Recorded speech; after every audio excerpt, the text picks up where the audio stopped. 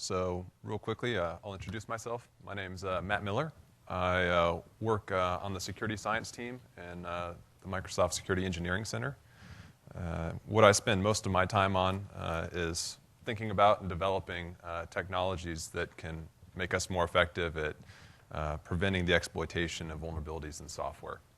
So these are thinking about ways that we can improve our existing products, ways that we can help the ecosystem at large adopt existing technologies, and things like that. So that's kind of what I spend a lot of my time focusing on. And that's one of the reasons why I'm here to talk to you today about the Enhanced Mitigation Experience Toolkit, which I'll refer to as EMIT for short. It's kind of a mouthful, so I'll just call it EMIT. And also, before I talk about EMIT, I'm also going to give you a brief background on what exactly mitigations are. So if you're not familiar with mitigations, I'm going to give a walkthrough of what exactly they are, some of the technologies that we've developed over time, and so on. And if you stick with me through the end, I've got a little bit of a surprise in store, so we'll go from there. So I wanted to start this presentation to get you guys thinking with respect to a particular question.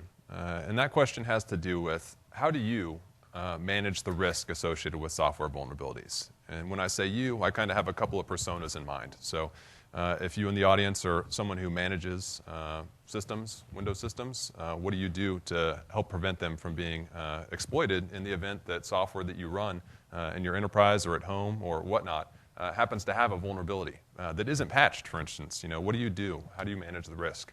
Or if you're a developer, what do you do to either upfront discourage vulnerabilities from being in your product, or given that there may be a vulnerability in your product, how do you respond? What do you do to help make sure your customers aren't at risk because of this vulnerability? So kind of think about that question as we go through this. We can frame this discussion a little bit by thinking about the time frame in which vulnerabilities survive. So think about it this way. The birth of a vulnerability happens when it's initially discovered. Now, it could be discovered by a researcher or somebody who doesn't have malicious intent or does have malicious intent. It could be discovered by the vendor. There are a number of people that could discover it, but in any case, this is the birth of a vulnerability. And from there, what happens to the vulnerability is, in some way or fashion, the vendor will be notified about that vulnerability. Now, this notification may not happen in a form that the vendor would desire. So, for instance, the vulnerability information may be disclosed publicly before the vendor ever hears about it. Or it may be disclosed in a coordinated fashion with the vendor to give them time to respond. But in some way or form, the vendor will find out about it. And from there, the vendor gets into the where they have the position to be able to actually release an update to address that vulnerability. And finally, the update's actually installed on a system, in the enterprise, at home, what have you. And what's interesting is, until this last step, this is where the risk is actually mitigated associated with this vulnerability. But through all the other steps, the systems are potentially at risk because of this vulnerability if somebody's actually able to develop an exploit for it. So there are some follow-up questions to this, which are, how do you protect your systems until you've actually installed an update, which will address the root cause of the vulnerability? And furthermore, how do you actually protect your systems against the threat and the risk associated with an unknown vulnerability? So this is one that you have no idea about, that you haven't found out about yet. And one of the answers I'll propose today is something that can help with these two questions is to use EMIT to enable exploit mitigation features that are designed to make it more difficult to exploit software vulnerabilities. So what exactly are mitigations? So we take it as a given that you have a software vulnerability.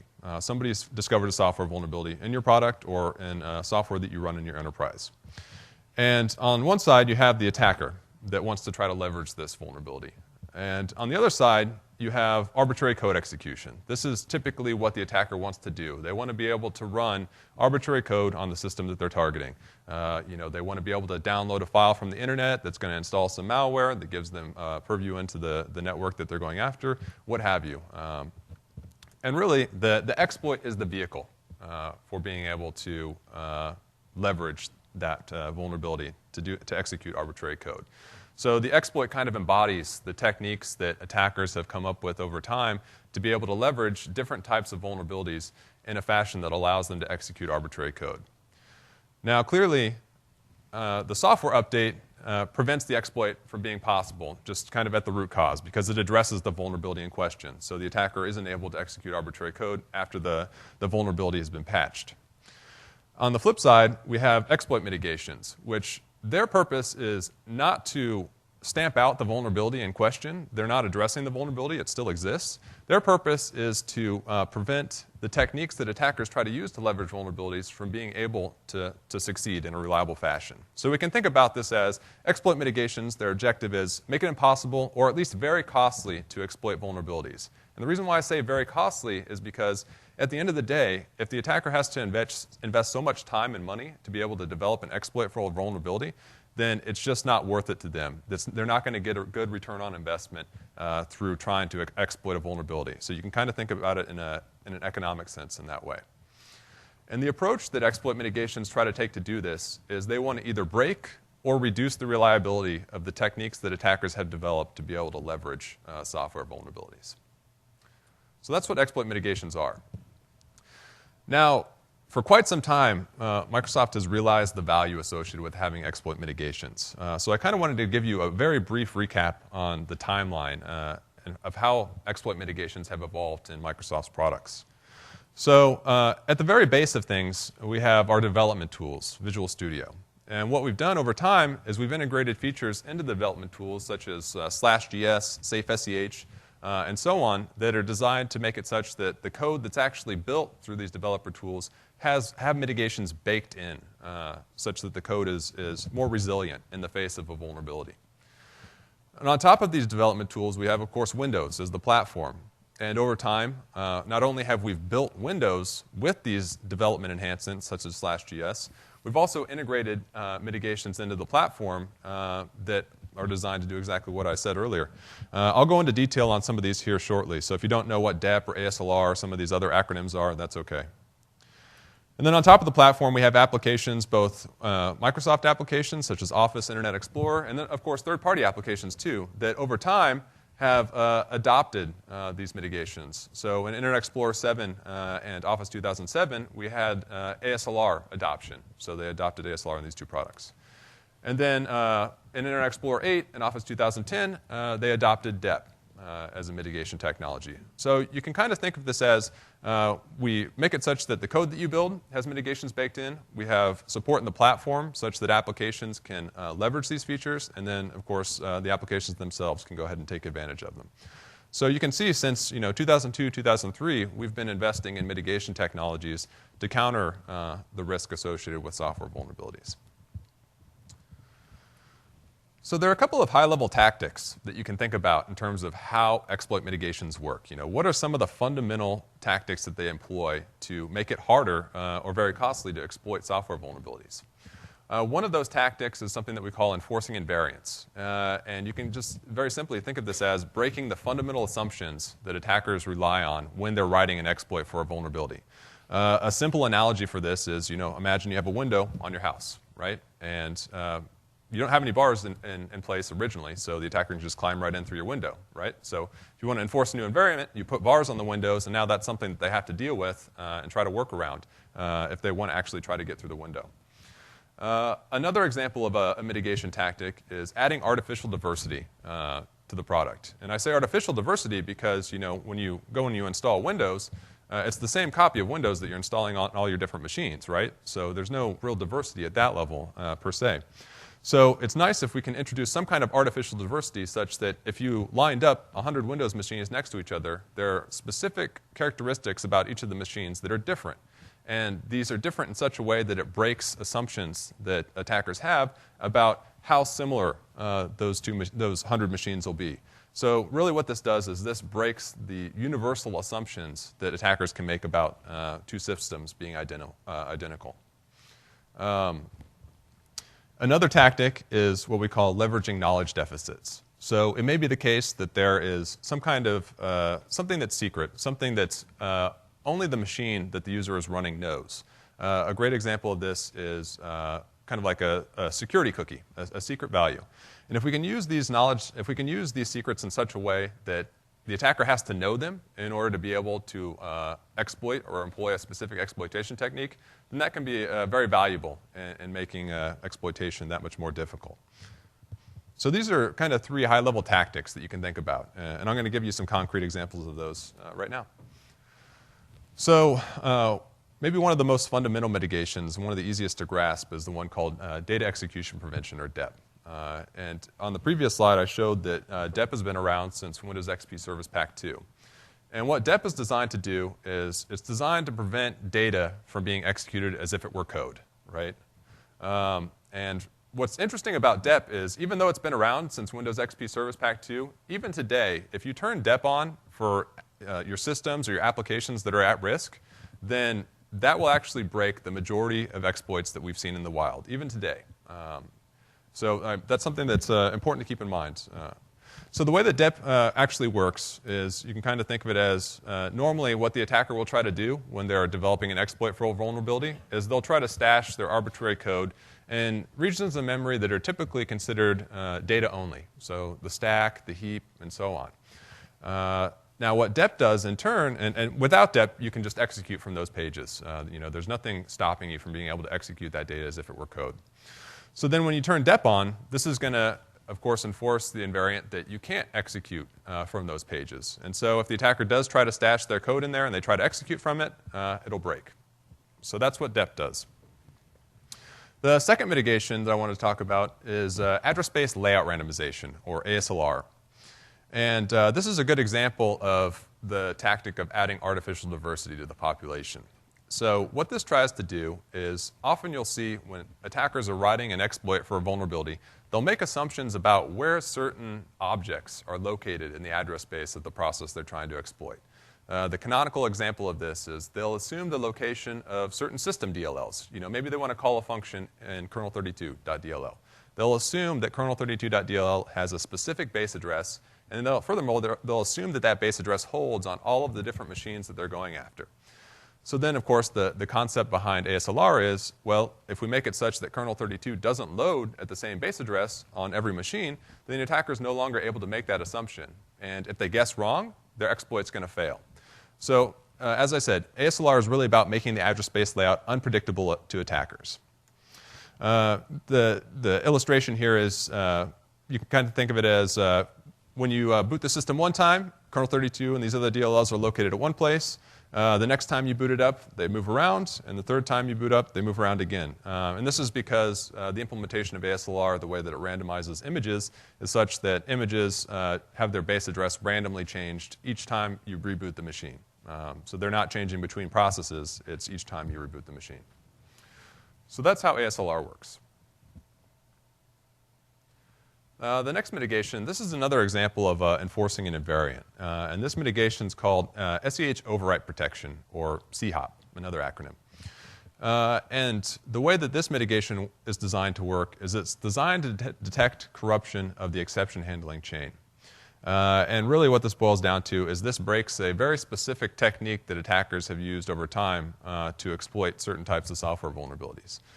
So if you're familiar with how exception handling works in Windows, essentially what you have, at least on x86, what you have is sort of an implicit chain of exception handlers. And these chain of exception handlers are stored in exception registration records on the stack themselves. So this boils down to being kind of a singly linked list of registration records, and such that when an exception is dispatched, the loader will walk this list, and it will check, it'll basically invoke each of the handlers corresponding to these records to see if they can handle the exception that occurred. Now, what attackers will do is, if they happen to find a buffer on the stack, and they happen to find a vulnerability that allows them to write beyond the bounds of that buffer, a traditional stack-based buffer overflow, then what they can do is they can clobber one of these registration records on the stack. And that allows them to not only overwrite the next pointer for the list entry, but it also allows them to overwrite the handler, which is essentially a function pointer. And what this means is when an exception happens, NTDLL will go ahead and walk this chain expecting it to be intact, And what it'll do is it'll get to this now bogus record, and it will end up calling the overwritten function pointer, which of course points into the attacker's code, for instance. So now the attacker is able to leverage this mechanism to execute arbitrary code. So what CHOP does is it assumes that, okay, well, an attacker is going to be able to do this. They're going to be able to clobber one of these records. So what it does is when an exception happens, it will actually do some validation up front to see, is the exception chain intact? So what it will do is it will try to walk that chain, and it will see, hey, I can't actually get to this final exception registration record that exists on the stack. And because of that, it can say, well, the exception chain is corrupt. We can assume that some kind of something maybe malicious has happened, and we're going to go ahead and terminate the process. So this is a fairly simple invariant that CHOP enforces that mitigates this particular exploitation technique. And the final example of a mitigation that I wanted to give is /GS. So this is the stack buffer overrun protection that exists in the Visual C++ compiler. So the way that you can think about this is on the stack, you may have a string buffer.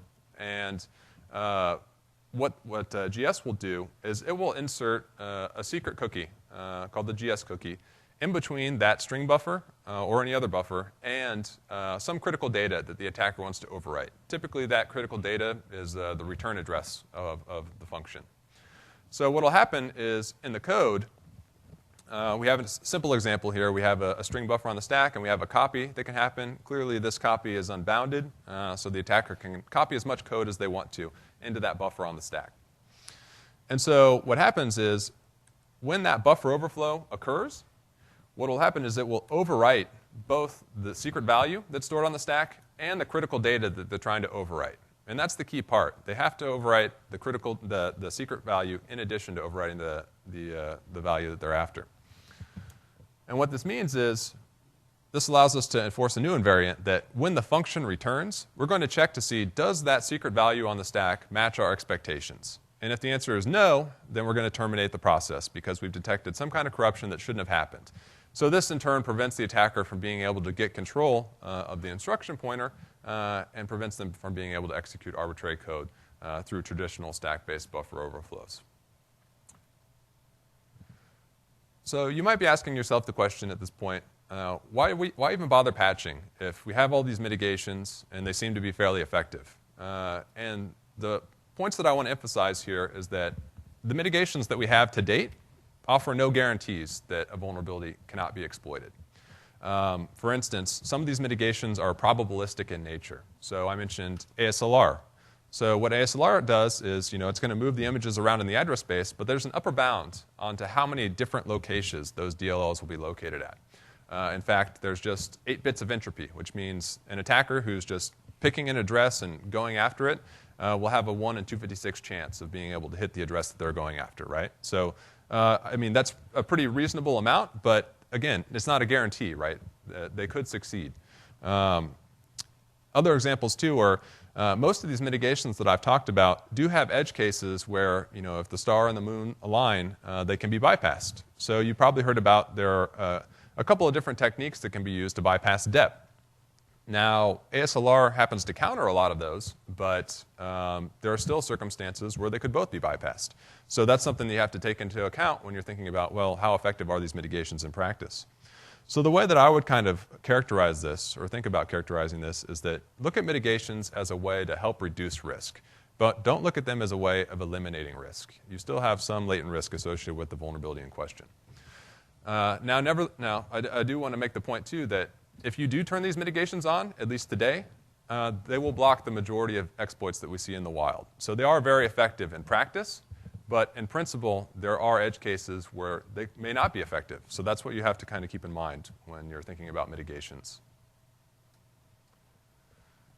So another question, too, is, okay, so we have all these mitigations. How do we actually take advantage of them? So on one side, there's building your software with mitigations baked in. And now this really boils down to things like GS or other compile time mitigations. And if you're a developer, then you're in a good position to do this, to enable these mitigations for your product. But if you're a systems administrator, for instance, you're not really in a position to do this. You can encourage the vendor to do it, but you can't go and rebuild their code. So really only the software vendor can take advantage of these. Also, you can enable the platform mitigations. But there are some gotchas. Some of these platform mitigations don't exist on all versions of Windows. SEHOP is a good example. Some of these mitigations you can only turn on and off system-wide. You can't actually enable them for a single application. And again, some of these mitigations you have to go and ask the software vendor to actually turn them on. So the point here is that there's a bunch of different edge cases in how you actually take advantage of these things.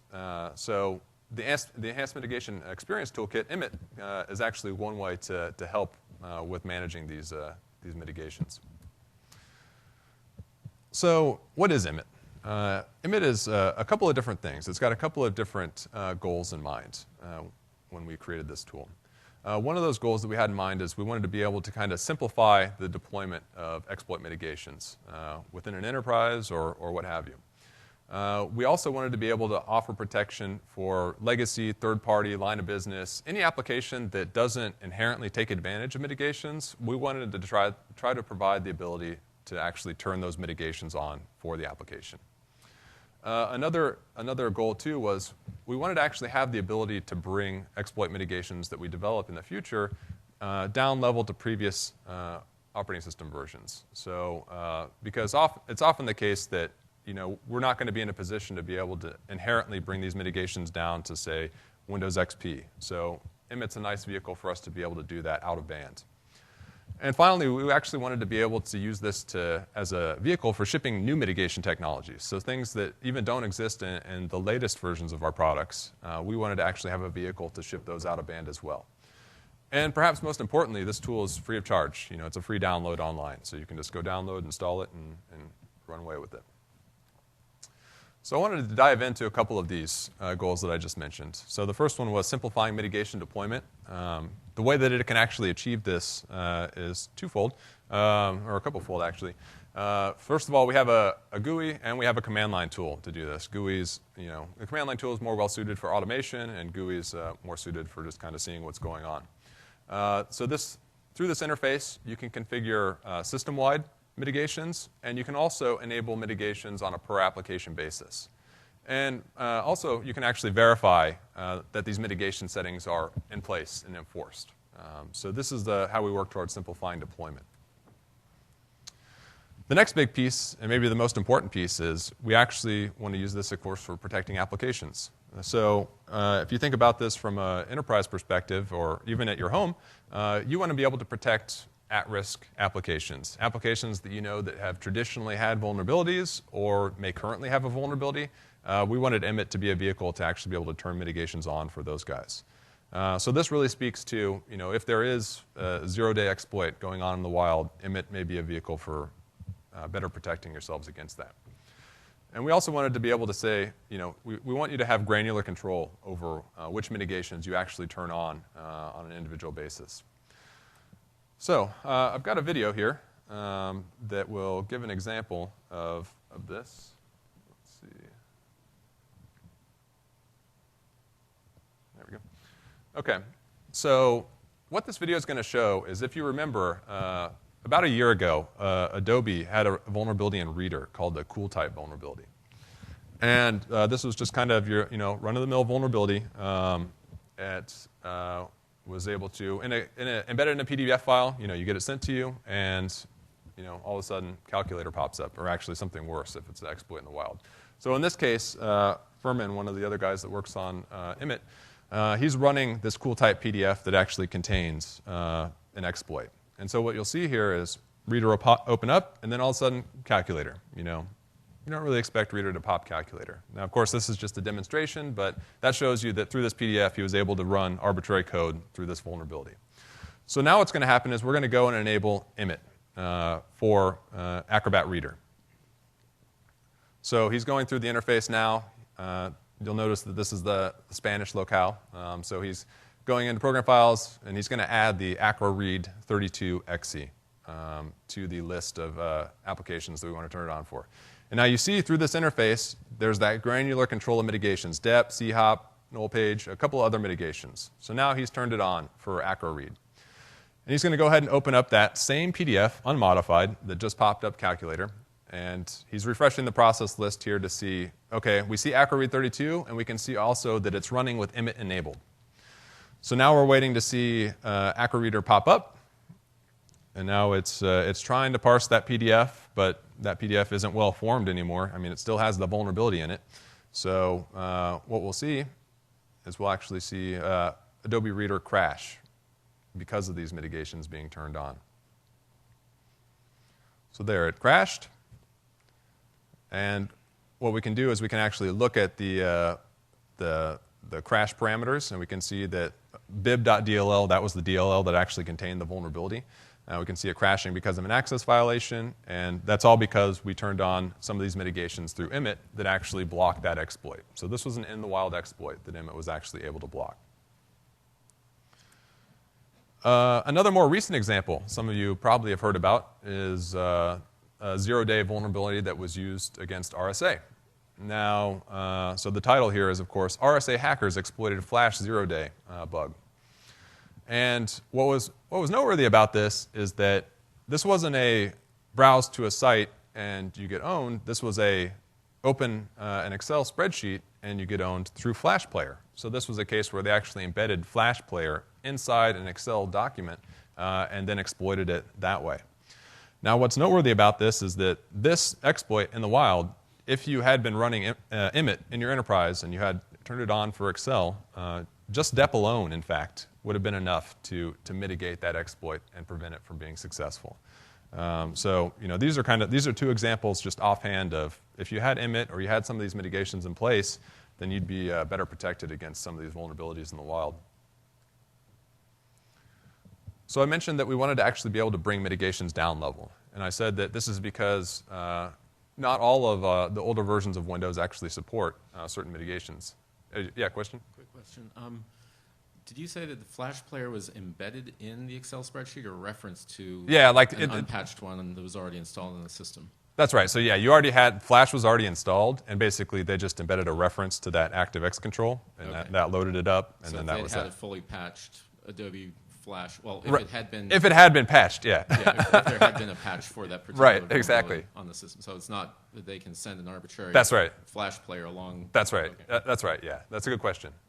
So yeah, I mean, that again goes to the point, and in this case, there was no patch available. So what recourse do you have to be able to help protect you and your enterprise against these type of threats? So yeah, good question. So yeah, back to this. So emit is a vehicle for us to bring some of these mitigations down level. A great example that I give here is that the mitigation I described earlier, CHOP, S-C-H-O-P, that doesn't exist on Windows XP. It was first introduced in Windows Vista Service Pack 1.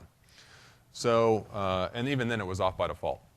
So through emit, we're actually able to bring some of these mitigations like SCHOP down level to XP. And we can also, in some case, augment the existing support. So for instance, on Windows Vista, you can't turn SCHOP on and off for an individual process, but through emit you can. And finally, shipping new mitigations.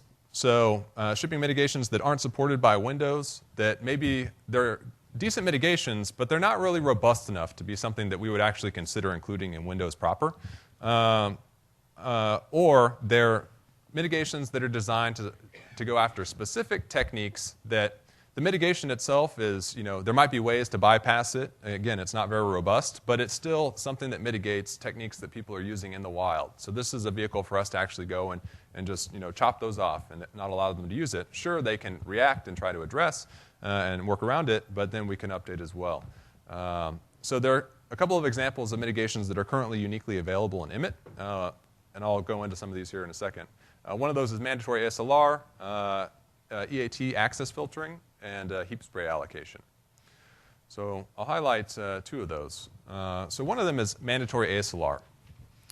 And this mitigation is kind of interesting because the way that ASLR is designed in Windows, particular PE images have to tell Windows whether or not they support ASLR.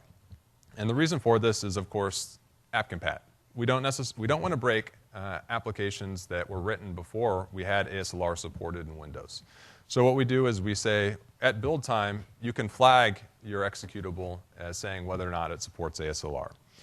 Now, what this means, of course, is that if there are any images on the system, or say images that get loaded into, say, your browser, for instance, that don't support ASLR, then that ends up being a foothold that people can take advantage of. So I'll give you an example here. On the right-hand side, we can see the picture I showed before of ASLR moving images around. Well, if you have an image that doesn't turn on ASLR, then that means it's going to get loaded at the same address every single time, unless something happens to cause it to move. But that's the default. And because of that, like I said, this is a foothold for the attacker. They can make an assumption that, oh, this DLL is going to exist at this place in every process, and I'll just use that instead of some of these other images that move around. Well, with Emmet, if you turn on mandatory ASLR, what this will do is that this will essentially pre-allocate that address that it expects to be loaded at, and that in turn causes the DLL to be force relocated. It causes it to actually move. All DLLs are designed to be movable, so what this does is this just forces a collision, and that in turn causes that DLL to not load at the same base address every time. Now, the mechanism that this is using to essentially cause ASLR to happen is different than what the operating system itself uses to randomize images. The method the operating system itself uses is more efficient in terms of how it actually enables sharing of pages and other things like that. This mechanism does not. So there's a slight memory overhead associated with it, but you're getting some significant value when you turn it on. So I have a demo video of this here that I'll show. So this is going to be enabling mandatory ASLR for a particular process. So what we're going to do here is first we're going to show, again, in this example, we're going to use Adobe Reader because it also had a non-ASLR DLL that caused it to load at a predictable address. So first we're going to fire up Acrobat Reader. And we'll see that this one particular DLL actually loads at a fairly static, well-known address. So in order to cause this DLL to load, he has to go under some specific menu option to cause that DLL to get loaded. OK. So now, breaking into the debugger, we can see that this particular DLL, Adobe Linguistics.dll, or linguistic, happens to be loaded at that address that you see there. And that address, if you recognize it, happens to be kind of a default base address for a lot of DLLs. So every time you run Acrobat Reader, and that DLL is going to get loaded there.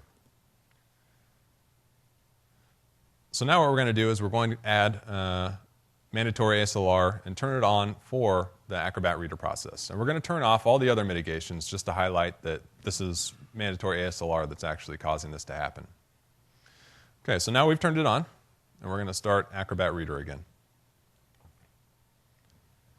And again, we'll go under to cause that DLL to get loaded.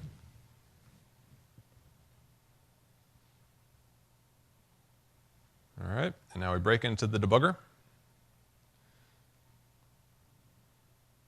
And we see that, lo and behold, Adobe Linguistic is now loaded at a different base address. And just to make sure that's not just a new static base address, we'll run it again. And we'll see that, yes, in fact, it's actually changing which base address is getting loaded at each time that process runs.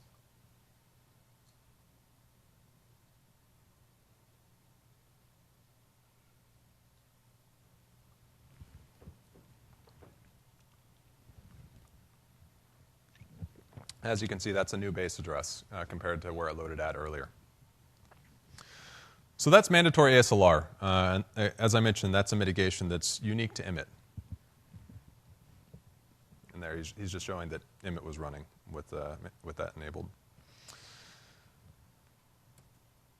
OK, the next mitigation I want to highlight that is unique to Emmet is EAT axis filtering. We call it EAF. If you're wondering what EAT is, that's the export address table, which is a data structure in PE images. And what this mitigation is designed to do is, as I mentioned earlier, exploits want to run arbitrary code, right? And that arbitrary code is typically embodied in what's called shellcode, a payload, what have you. And there are some specific, fairly generic things that shellcode will do that EAF is designed to try to mitigate.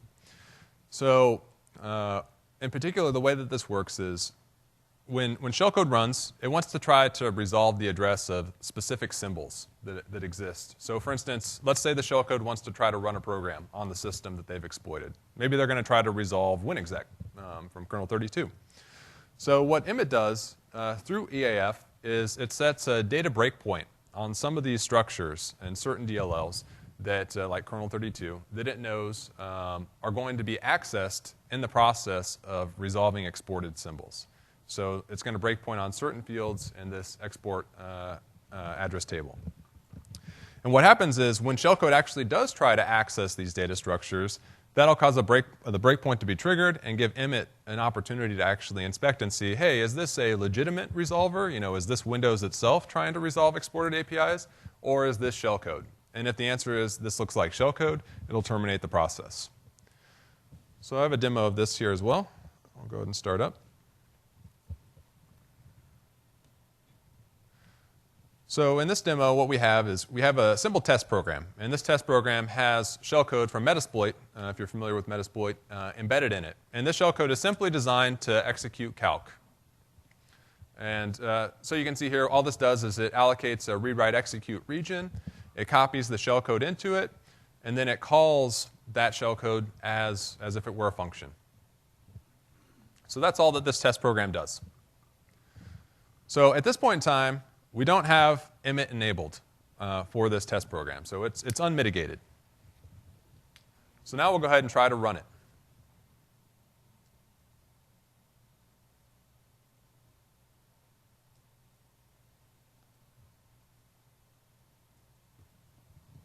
And as you can see, calculator pops up as expected. That's what the shellcode was designed to do. So now we're going to go and turn EAF on for that test program.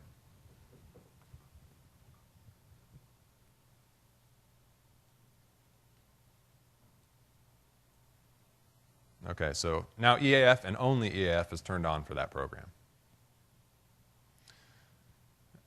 And we'll just verify real quick that Emmet is actually enabled for it. It is. And now we'll hit enter. And lo and behold, the program crashes. And what's interesting is if you look at the crash parameters for this, you can see as the exception code, it's this C000409. And this is an exception code that for this particular mitigation is something that Emmet will emit because of that mitigation. So that's EAF. Okay, so I mentioned I had a little bit of a surprise. And that surprise is that as of today, we're actually announcing the release of, oh yeah, question? I just wanted to ask about how it can tell the difference, or how it tells the difference between shellcode versus something else doing a load library get proc address. It's a good question. So the way that it actually makes that distinction is it sees, okay, the instruction pointer that's referencing that data structure, if it is within an image region, an executable image region, it will say, okay, this is fine. But if it sees that that's within a non-image region, then it will say, okay, something not good is happening here. Now, to be clear, that heuristic can break legitimate applications, so something to keep in mind. But most applications will run fine with that new invariant enforced. Okay, so as I was saying, as of today, we're announcing the release of Emmet 2.1. And what's new and exciting in this release are three big things. One of them is that we now have official support through online forums. So if you have a question or run into a problem with Emmet, you can get support through the forums. We've also made a couple of different configuration and user interface improvements. One of those is that we now have the ability to export and import your settings. So let's say you go and configure Emmet for 10 different at-risk applications that you want to deploy in the enterprise. You can now export those settings and import them. So it makes the management a bit easier. And furthermore, we have better support for scripting through the command line tool. We got a number of requests to make this more automatable. So we've now done that by adding the ability to enable specific mitigations on the command line and also returning better error codes when things fail or succeed when you're using the command line tool to configure things. And there are a couple of new and improved mitigations. One of those is bottom-up ASLR, which I'll talk about here in a second. And we also now have support for EAF on 64-bit. Previously, that was a 32-bit only mitigation. Now it works on 64-bit. And we made a tweak to SDHOP in Emmet that addresses a known weakness in Emmet's implementation. So bottom-up ASLR. What this mitigation does in the new version is it randomizes the start address where most bottom-up allocations will start in the process. And when I say a bottom-up allocation, you can kind of think about the address space as growing in one of two ways. There are allocations that grow from the top down, and there are allocations that grow from the bottom up. Most allocations in Windows grow from the bottom up. So this includes things like stacks, heaps, regions of memory that you request through virtual alloc when you don't specify the mem top-down flag. The majority of these allocations are going to go through bottom up. So what bottom-up ASLR does is, so without bottom-up ASLR, the start address for these bottom-up allocations is static. It starts 64K into the address space, essentially. So that's not very desirable. Now, in Windows Vista, stacks and heaps have one-off support for randomizing their base address, but no other bottom-up allocations do. So through bottom-up ASLR, we actually will bias that start address for where bottom-up allocations will start. So this means between multiple invocations of the process, it's maybe going to be a meg into the address space, or anywhere within that range is where bottom-up allocations may start. So this has the effect of introducing non-determinism into where all bottom-up allocations reside, not just doing one-off things for the stacks and the heap. Now, because of the implementation in Emmet and the way that we get loaded, we can't actually randomize all bottom-up allocations. We can only randomize those that happen after Emmet has initialized, which happens very early, but not early enough for certain memory regions. Okay, so how you can actually download and learn more. The download link is here. It may not be there right yet, but it should be there later today or tomorrow, so you should be able to get it then. And if you want to keep up to date on Emmet and keep track of what's going on, I would suggest that you check out our blog, which is listed here. And any feedback that you have or requests, feel free to shoot a mail to the email address listed there, and we'll be happy to answer your question. Okay, so a couple of quick acknowledgments. There are a handful of folks that have worked on Emmet over time. Andrew Ross from Incerna, Jonathan Ness, Dan Bienfeld. Just want to give them acknowledgments for their hard work on this. And to kind of wrap things up, I'd say the conclusion here is that, as I mentioned, think about exploit mitigations as a method of reducing risk associated with software vulnerabilities, but don't think about them currently as a method of eliminating the risk associated with vulnerabilities. With that said, exploit mitigations are a way that you can protect yourself against both known and unknown vulnerabilities in a way that doesn't require signatures. You don't have to have a signature to try to mitigate these things.